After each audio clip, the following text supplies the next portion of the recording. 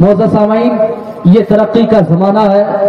آج سائنسی عروج، سائنسی ٹیکنالوجی، سائنسی ایجادات اس کے عروج پر ہے. یعنی آج دنیا ترقی کر رہی ہے، زمانہ ترقی کر رہا ہے، لوگ آگے بڑھ رہے ہیں، لوگ اپنے فیوچر کے بارے میں سوچتے ہیں، اپنے مستقبل کے بارے میں سوچتے ہیں، اپنی زندگی کو اچھا بنانا چاہتے ہیں، اپنے آنے والے دن کو اچھا بنانا چاہتے ہیں. یہ ہر انسان کی خواہش ہے. اور وہ انسان جس بھی میدان میں ہو، وہ انسان جہاں بھی ہو، جس بھی چیز سے وہ جڑا ہوا ہو، وہ انسان اس چیز میں کامیابی حاصل کرنا چاہتا ہے. مثال کے طور پر اگر کوئی پڑھائی کی لائن میں ہے، اگر وہ ڈاکٹر بننا چاہتا ہے، وہ انسان یہ چاہتا ہے ایک بہت بڑا ڈاکٹر بن جائے. اگر وہ سائنسی میدان میں ہے تو وہ انسان یہ چاہتا ہے کہ ایک بہت بڑا سائنٹسٹ بن جائے. اگر وہ پڑھتا ہے تو ٹیچر بننا چاہتا ہے، انسان یہ چاہتا ہے کہ وہ بہت بڑا ٹیچر بن جائے. تو ٹیچر بننا یہ کامیابی ہے، سائنٹسٹ بننا یہ کامیابی ہے، ایک ڈاکٹر، ایک انجینئر بننا یہ کامیابی ہے. جو کسان ہے وہ محنت کر کے رات دن شب روز محنت کر کے وہ یہ چاہتا ہے کہ وہ ایک بہت بڑا کسان بن جائے، وہ بہت ساری فصلیں اگائے، تیار کرے. اسی طریقے پر جو کاریگر ہے وہ چاہتا ہے کہ زمانے میں ایک بہت بڑا مہان کاریگر ہو جائے. اب میں آپ کو کہنا چاہوں گا کہ آپ کا انجینئر بننا، آپ کا ڈاکٹر بننا، آپ کا سائنٹسٹ بننا، آپ کا ٹیچر بننا، آپ کا بہت بڑا پروفیسر بن جانا، آپ کا نیتا بن جانا، آپ کا بہت بڑا مہان کاریگر بن جانا، یہ کامیابی تو ہے، لیکن یہ کامیابی دنیا کے لیے ہے، وہ اسی دنیا کے لیے ہے. اور حقیقت میں کامیاب کون ہے اس کے بارے میں قرآن یہ کہتا ہے قد افلح من تزکا، حقیقت میں کامیاب وہ ہے جس نے پاکی اختیار کی، جس نے خود کو پاک کر لیا. حقیقت میں وہی کامیاب ہے. اب اس کے تعلق سے قرآن نے یہ کہا حقیقت میں وہی کامیاب ہے جس نے خود کو پاک کر لیا. بے شک. آپ پاک کرنے کا مطلب کیا ہے؟ پاک کرنے کا مطلب یہ ہے، آپ پاک کرنے کا مطلب یہ ہوا کہ آپ ناپاک نہ رہیں، آپ پاک صاف ستھرا رہیں.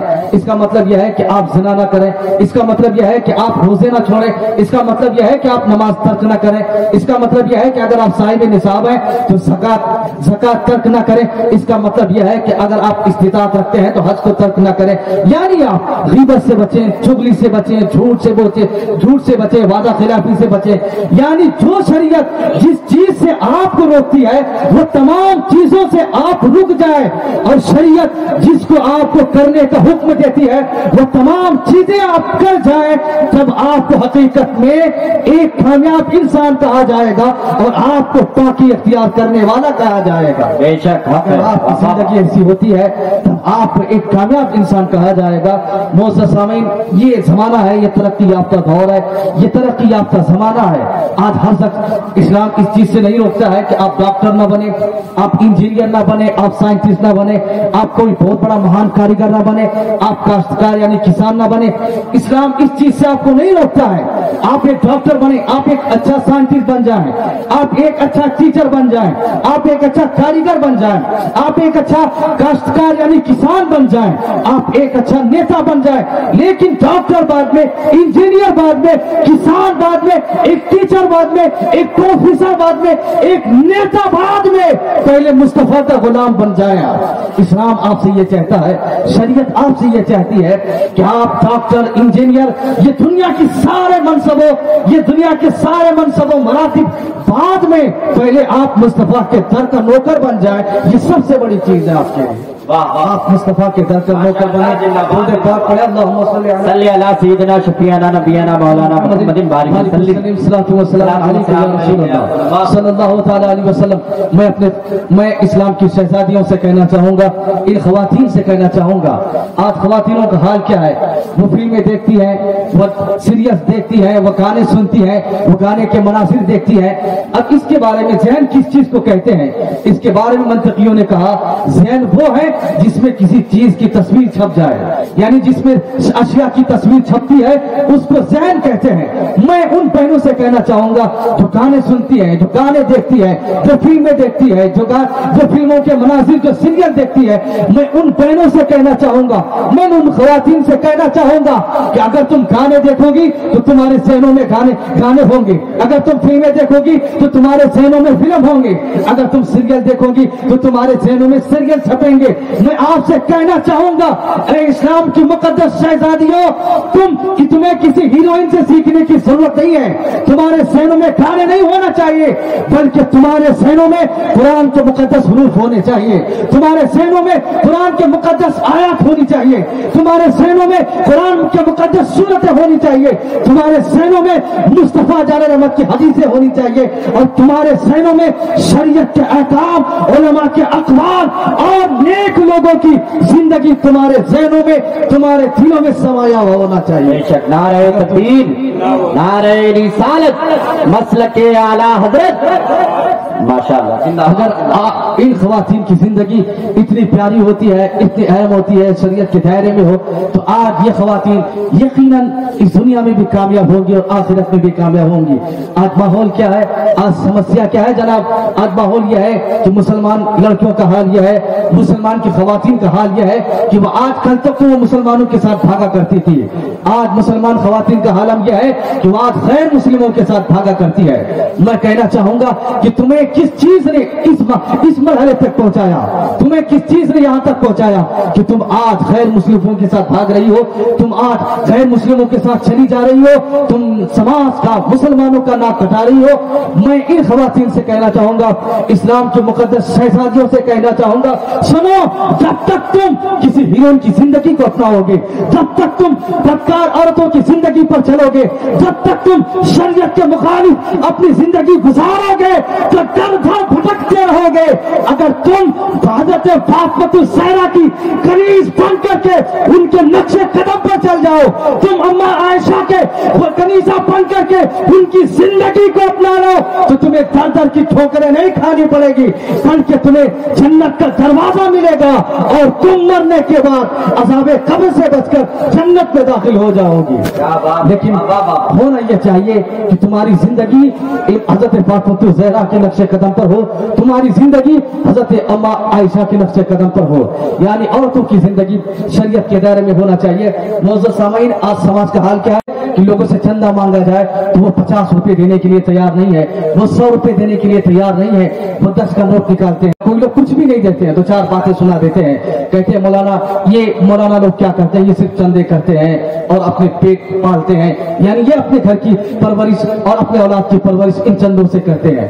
میں آپ سے کہنا چاہوں گا، میں آپ کو بتانا چاہوں گا، سنیے، جو لوگ یہ کہتے ہیں کہ علماء جو ہے وہ چندے کر کے اپنے پیٹ کو پالتے ہیں، میں آپ کو بتانا چاہوں گا، تم 1000 نہیں، تم 10-10 ہزار اپنی شادیوں میں ڈیجے میں خرچ کر دیتے ہو، تم 10-10 ہزار اپنی شادیوں میں فضول خرچے میں خرچ کر دیتے ہو، تم 10-10 ہزار تم ان قوالوں میں خرچ کر دیتے ہو، لیکن تمہیں جہاں 10 روپے مسجد کے نام پہ دینے کی بات آ جائے، تمہیں جہاں مدرسے میں دینے کی بات آ جائے تو تم وہاں 10 روپے نہیں نکالتے ہو۔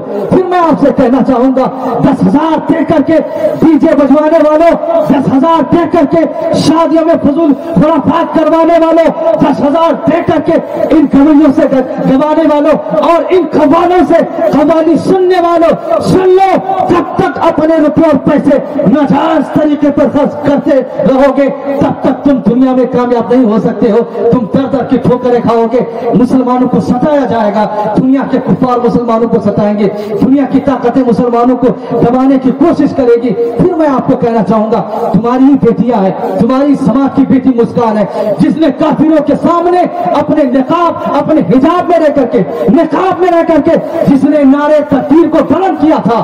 ذرا سوچو، 10,000 شادیوں میں ڈی جے میں خرچ کرنے والے، اگر تم وہ 10,000 مدرسوں میں دیتے، وہ 10,000 تم کالج بنواتے، ان 10,000 سے تم اچھا اسکول بنواتے، تو تمہاری بیٹیاں کسی کافر، کسی غیر مسلم کے ساتھ نہیں پڑھتی، بلکہ تمہاری بیٹیاں تمہارے اسکول اور کالجوں میں پڑھ کر کے وہ ایک نیک شانہ بنتی اور فاطمہ الزہرا کی کنیزہ بھی بن جاتی۔